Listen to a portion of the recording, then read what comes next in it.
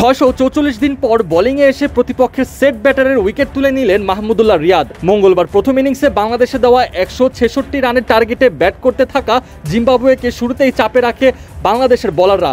কিন্তু জিম্বাবুয়ের opener Marumani এক প্রান্ত থেকে নিজের উইকেট সামনে রেখে দলের রানের চাকা সাবলীল করে তুলছিলেন। টানা 11 ওভার পর্যন্ত টিকেছিলেন তিনি।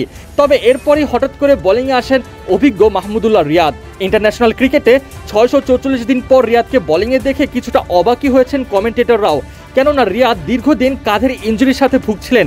এরপর সে ওভারে করা 6টি বল করলেন 6 ভাবে। কিন্তু জিম্বাবুয়ের ব্যাটার মারুমানি বোকা বনে গেলেন রিয়াদের পঞ্চম বলে করা শর্ট অফ লেন্থের ডেলিভারিতে। লং অন অঞ্চল দিয়ে উড়িয়ে মারতে গিয়ে ধরা পড়েন ফিল্ডার সাইফুদ্দিনের দুর্দান্ত ক্যাচে। প্যাভিলিয়নে ফেরার আগে মারুমানি 26 বল মোকাবেলায় 2-4 ও 1-6-এর মাধ্যমে করেন 31 রান।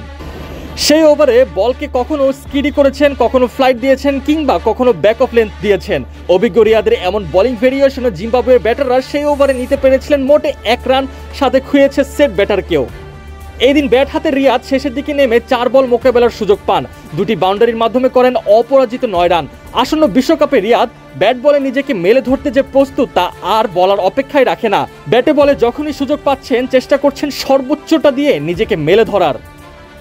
রিয়াদ তার ক্যারিয়ারে কখনোই পুরোদস্ত বোলার ছিলেন না, কিন্তু যখনই বোলিংয়ে এসেছেন দিয়েছেন দলকে ব্রেক থ্রু কিংবা রানের চাকা আটকিয়েছেন। অকেশনাল স্পিনার হয়েও টেস্টে রিয়াদের রয়েছে একটি ফাইফার। টি20তে রিয়াদ 126 ম্যাচে 70 ইনিংস বল করে তুলে নিয়েছেন 38টি উইকেট। ইকোনমি রয়েছে 7-এর পাশে।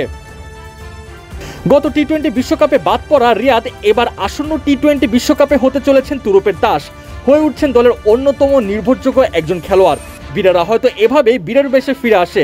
রিয়াদ কখনো তার উপেক্ষিত হওয়া নিয়ে মুখ খুলেননি কোথাও, পারফরমেন্স করে দিয়েছেন যুক্তিযুক্ত জবাব। এবার রিয়াদের জবাব অপেক্ষা করছে টি20 বিশ্বকাপের মঞ্চে।